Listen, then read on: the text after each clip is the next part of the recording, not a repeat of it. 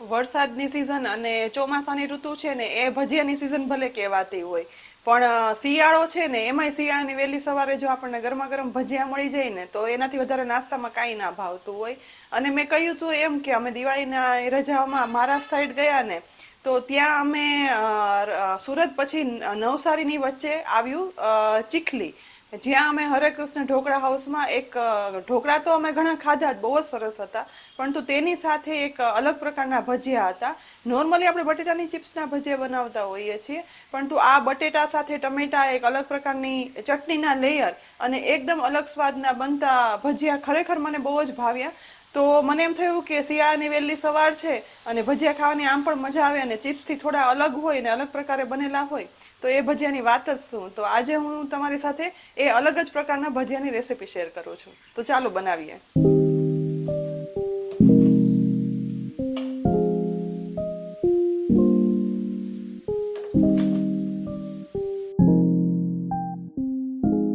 આ અલગ જ પ્રકારના 3 લેયરના ચિપ્સના ભજીયા બનાવવા માટે સૌથી પહેલા બટેટા લેવાના. અહીં મેં 2 નંગ મીડિયમ સાઇઝના ગોળ હોય ને તેવા બટેટા લીધા છે, જેથી બટેટાની સ્લાઇસ છે ને તે એકદમ ગોળાકાર સરસ બને. બટેટાને લઈ સાથે 2 થોડા પોળા અને લાંબા હોય ને તેવા કડક ટમેટા લેવાના છે, જેથી બટેટાના લેયર ઉપર ટમેટાનું લેયર છે ને તે વ્યવસ્થિત ગોઠવાઈ જાય. સાથે ભજીયાના ત્રીજા લેયર માટે ઉમેરાતી ખાસ લીલી ચટણી બનાવવા માટે લીંબુ લીધું છે, લીલા તીખા મરચાં લેવાના, કોથમીર અને થોડો એવો ફુદીનો પણ લઈશું. હવે શરૂઆત આપણે કરવાની છે બટેટાની છાલ ઉખાડવાથી. તો બટેટું ગોળાકાર સાઈઝનું લીધું છે ને તેને પાણીથી ધોઈ અને સાફ કરી અને તેની છાલ ઉખાડી લેવાની છે. એક બટેટાની છાલ ઉખડી જાય ને એ પછી આ બટેટાની સ્લાઇસ પાડવા માટે પાણી ભરેલું એક બાઉલ લઈશ અને થોડી એવી થીક સ્લાઇસ થાય ને તેવું સ્લાઇસર લેવાનું. આ બટેટાને આ રીતે રાખી તેની સ્લાઇસ છે ને તે ડાયરેક્ટ પાણીમાં જ પાડવાની, જેથી બટેટાની ચિપ્સ છે ને તે કાળી ના પડે અને એવી સરસ તાજી કડક રહે. અહીં એક બટેટાની સ્લાઇસ પડી અને તૈયાર થઈ ગઈ છે. થિકનેસ પણ તમે જોઈ શકો છો કે સાવ પતલી નથી. બટેટાની ચિપ્સ થોડી એવી જાડી જ રાખવાની, જેથી ભજીયાની એક સરસ બેઝ મળે. બસ બટેટાની સ્લાઇસ બની અને તૈયાર થઈ જાય ને એટલે ટમેટો લઈ તેનો આગળનો ભાગ કાઢી લઈશું. એ પછી ચપ્પુ વડે તેની સ્લાઇસ કરી લેવાની છે. આ સ્લાઇસ પણ જો હું તમને બતાવી દઉં કે મીડિયમ થિકનેસની, બહુ વધારે જાડી પણ નહીં અને બહુ પતલી પણ નહીં તેવી રાખવાની છે. અહીં એક બટેટાની ચિપ્સ થઈને તેની સામે 2 ટમેટાની સ્લાઇસ જોશે, એટલે એ પ્રમાણે મેં બંને ટમેટાનો ઉપયોગ કરી લીધો છે. એ પછી આ ટમેટાની સ્લાઇસ છે ને તેને એક ડીશમાં આ રીતે ફેલાવી અને ગોઠવી દેવાની છે. અને ડીશમાં બધી સ્લાઇસ ગોઠવાઈ જાય ને એ પછી આ ટમેટાની ડીશને ફ્રીજમાં 15 મિનિટ માટે રાખી દેવાની છે, જેથી આ સ્લાઇસ છે ને થોડી એવી ઠંડી થઈ અને કડક થઈ જાય ને તો ભજીયા છે ને તે એકદમ પરફેક્ટ બને. એ દરમિયાન ભજીયાના ત્રીજા લેયર માટે એક ખાસ ગ્રીન ચટણી વપરાય છે. તો તે બનાવવા માટે અહીં મેં તીખા લીલા મરચાં 3 નંગ લીધા છે. તેને નાના મોટા ટુકડામાં કટ કરી લઈશ. સાથે ચટણીનો ગ્રીન કલર કોથમીરનો હોય છે, તો અહીં મેં વધારે પ્રમાણમાં કોથમીર લઈ તેને પાણીથી ધોઈ સાફ કરીને થોડી કોરી કરી દીધી હતી. તેને આ રીતે નાના મોટા ટુકડામાં ચોપ કરી લેવાની છે, કારણ કે આપણે છેલ્લે તો તેની ચટણી જ બનાવવાની છે.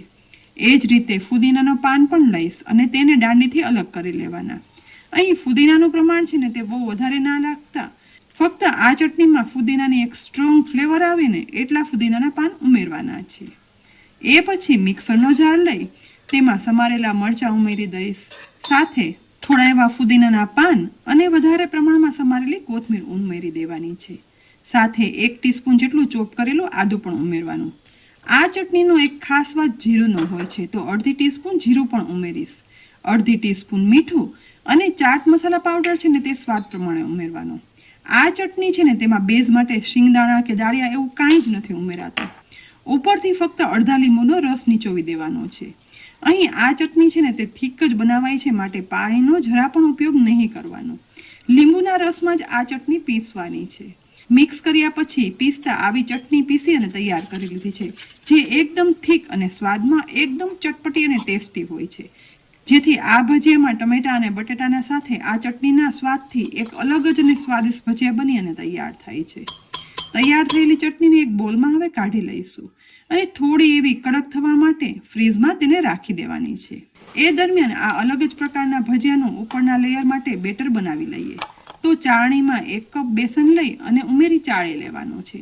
જેથી તેમાંથી બધું ભજીયાનું બેટર છે ને તે લમ્સ વગરનું અને સ્મૂથ બને.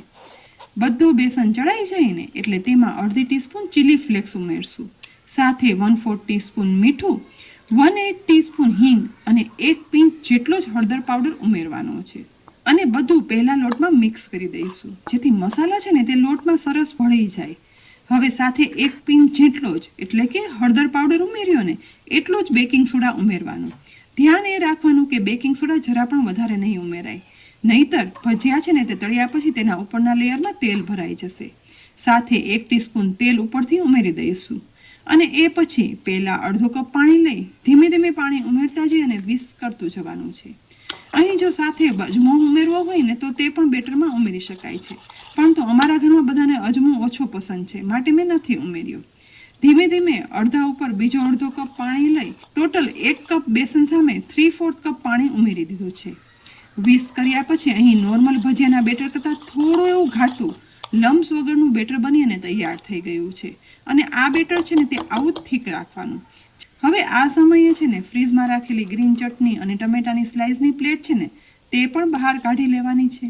અહીં જુઓ, મેં બટેટાની ચિપ્સ છે ને તેને પણ પાણીમાંથી કાઢી કોરા કપડા વડે લૂછી અને કોરી કરી લીધી છે.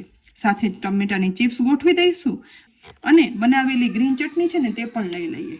હવે ભજીયા બનાવવાની શરૂઆત કરવા માટે 1 ટમેટાની સ્લાઇસ આ રીતે લેવાની. તેની ઉપર 1 ટીસ્પૂન જેટલી બનાવેલી ફુદીના, આદુ, મરચાં અને કોથમીરની ગ્રીન ચટણી છે ને તે આ રીતે લગાવી લેવાની છે. ચટણી એટલી લગાવવાની ને કે આખું ઉપર લેયર બની અને તૈયાર થાય. ટમેટા ઉપર આ રીતે ચટણી ફેલાવ્યા પછી હવે આ ટમેટાની ચટણીવાળી સ્લાઇસ છે ને તેને બટેટાની 1 ચિપ્સ લઈ તેની ઉપર ગોઠવી દેવાની છે. બસ આ રીતે 3 લેયર ટોટલ થયા અને તૈયાર થયેલા આ બંચને હવે એક ડીશમાં ગોઠવી દેવાનો છે. ચીખલીમાં મેં ભજીયા બનાવવાની રીત જોઈ હતી ને તો ત્યાં બટેટા અને ટમેટાની અલગ અલગ સ્લાઇસ પડી હતી અને સાથે ચટણી પણ અલગ હતી. બનાવવા સમયે એ લોકો છે ને આપણને આ રીતે બટેટા ટમેટાની સ્લાઇસ ઉપર ચટણી સ્પ્રેડ કરી અને એ પછી તળી અને પીરસે છે. તો અહીં પણ એ જ રીતે ધીમે ધીમે કરી હું એક પછી એક બધા ટમેટા પર ચટણી લગાવી અને બટેટાની સ્લાઇસ ગોઠવી અને 3 લેયરનું ભજીયા માટેનો બેઝ તૈયાર કરી લઈશ. આ તૈયાર થઈ જાય ને એટલે ભજીયા તળવાની શરૂઆત કરવા માટે ઘાટા બનાવેલા બેસનના બેટરમાં બટેટા, ટમેટા અને ચટણી લગાવી બનાવેલો એક સેટ છે ને એ લઈ આ રીતે બોળી દઈશ. બેટરથી કવર એકદમ સરસ કરી લેવાનું.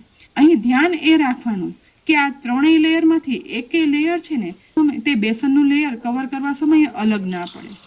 બસ આખા કવર થયેલા આ સેટને હવે ગેસની મીડિયમ ફ્લેમ પર ગરમ થતા તેલમાં ઉમેરી દેવાનું છે. આ રીતે એક પછી એક બધા બંચને સ્લાઇસને બેટરમાં કવર કરી અને ગરમ તેલના કઢાઈમાં સમાઈને એટલા જ ઉમેરવાના છે. અહીં મેં એકસાથે વધારે ના ઉમેરતા 4 જ ભજીયા તેલમાં તળવા માટે ઉમેર્યા છે. એક સાઈડ તળાઈ અને તેલમાં ઉપર આવી જાય ને એટલે હવે સાઈડ ચેન્જ કરશું. જુઓ, ભજીયા તળાતા એકદમ સરસ ફૂલી અને ગોળ ગોળ થઈ ગયા છે. પરફેક્ટ બેટર સાથે બનતા આ ભજીયા એકદમ સરસ બેટર બન્યું હશે ને તો આવા જ એકદમ સરસ ગોળ ફૂલી જશે. અને તળાયા પછી આપણે તેને ટુકડા કરીને પણ જોશું ને તો તેલ ભરાયા વગરનું ઉપરનું એકદમ સરસ પડ બની અને સોફ્ટ તૈયાર થાય છે.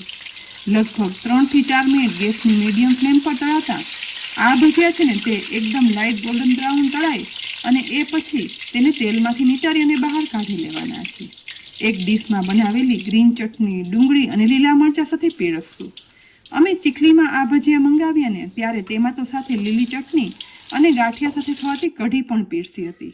કઢીની રેસીપી મેં ઘણીવાર તમારી સાથે શેર કરી છે. જો તમારે જોવી હોય ને તો તેની લિંક હું ડિસ્ક્રિપ્શન બોક્સમાં આપી દઈશ. તો પણ આજે તો મેં આ ભજીયા છે ને તે લીલી ચટણી સાથે પીરસ્યા છે.